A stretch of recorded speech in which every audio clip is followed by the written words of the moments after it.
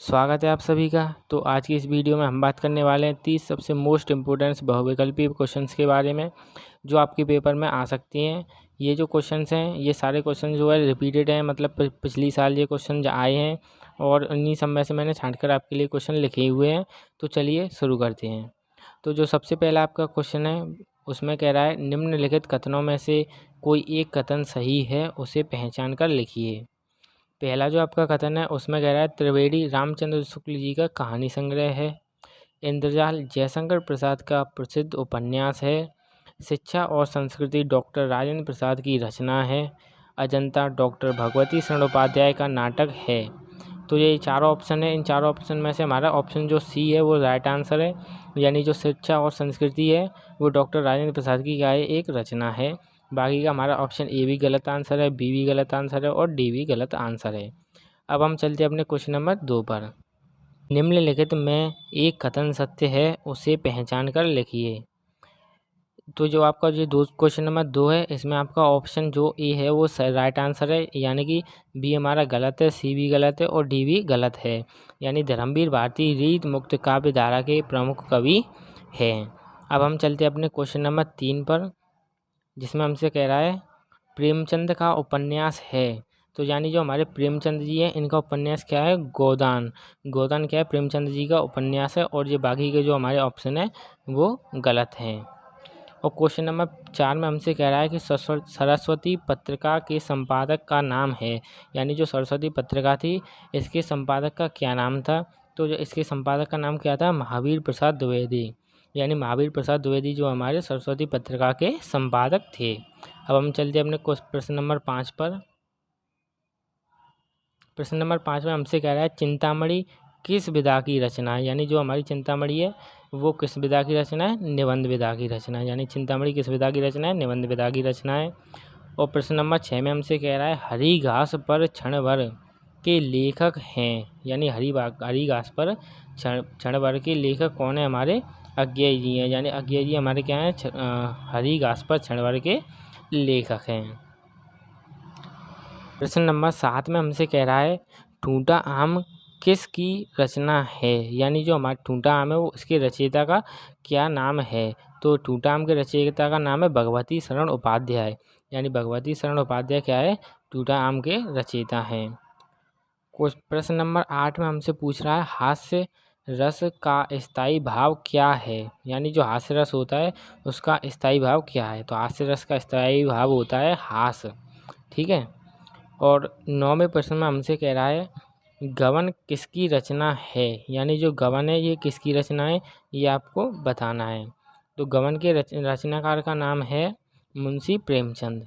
यानी मुंशी प्रेमचंद जी हमारे क्या हैं, गबन है इसके रचयिता हैं। प्रश्न नंबर 10 में हमसे कह रहा है मधुशाला किसकी रचना है। यानी जो मधुशाला है इसके रचयिता का नाम क्या है।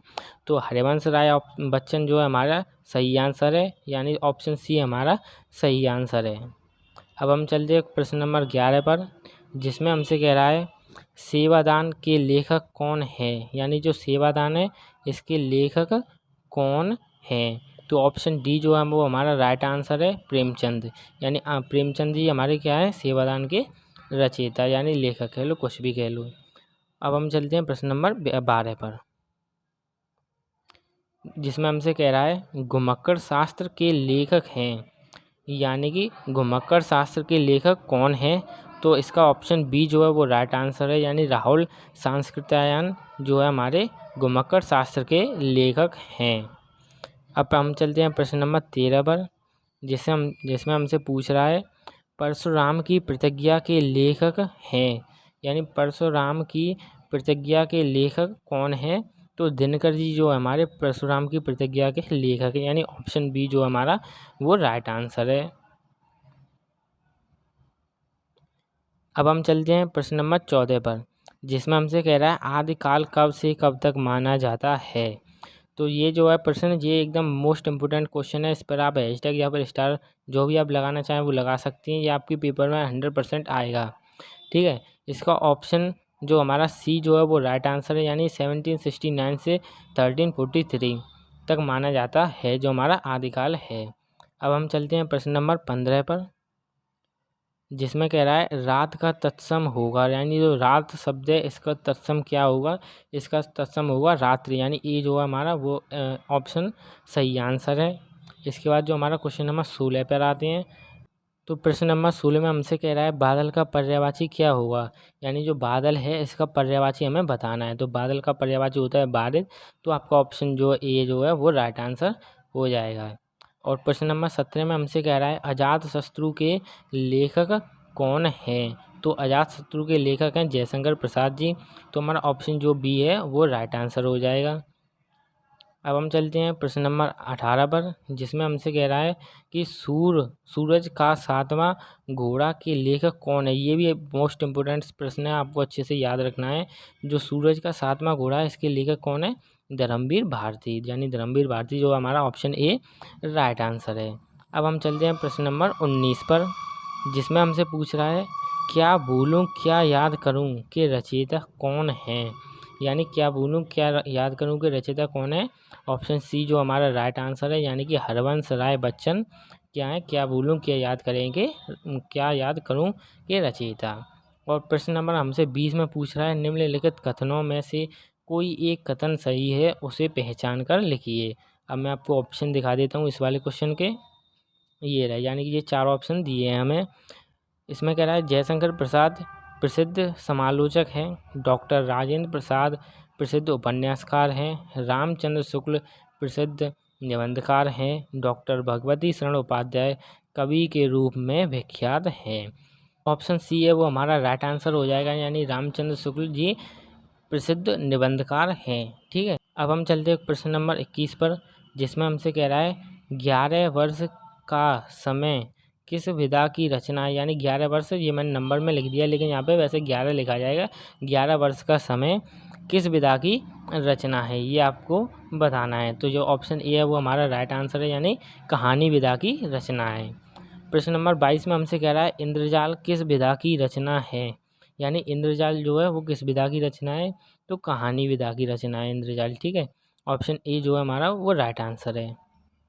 अब हम चलते क्वेश्चन नंबर 23 पर, जिसमें हमसे कह रहा है करुण रस का स्थायी भाव है। इस पर भी आप हैशटैग लगा लीजिए, ये भी एक क्वेश्चन जो है मोस्ट इम्पोर्टेंट है। वैसे तो सारी क्वेश्चन इम्पोर्टेंट है लेकिन इनमें से भी ये टॉप लेवल के हैं।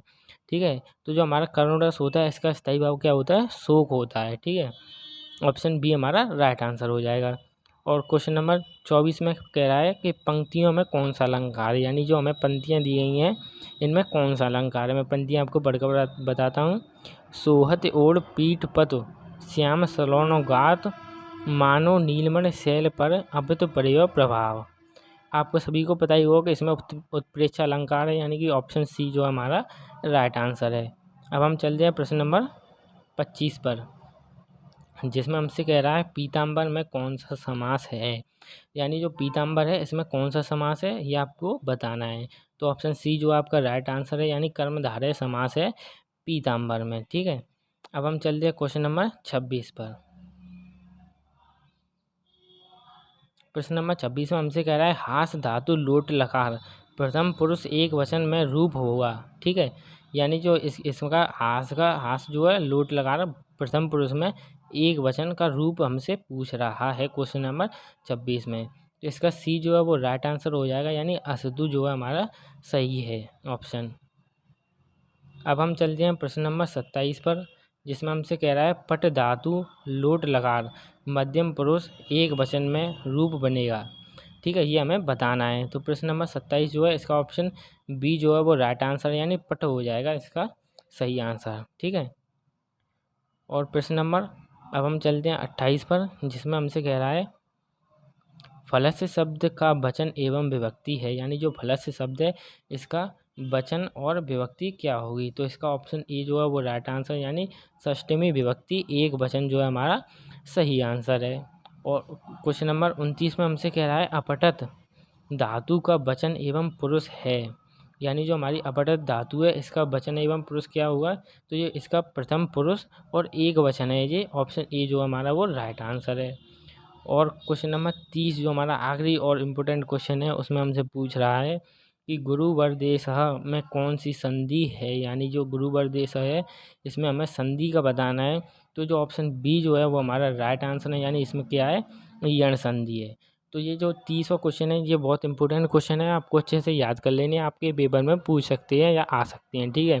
और अगर आपको वीडियो अच्छी लगी हो तो वीडियो को लाइक ज़रूर करें और चैनल पर नए हैं तो सब्सक्राइब करें, ठीक है। मिलते हैं अगली वीडियो में, तब तक के लिए जय हिंद, जय भारत, धन्यवाद।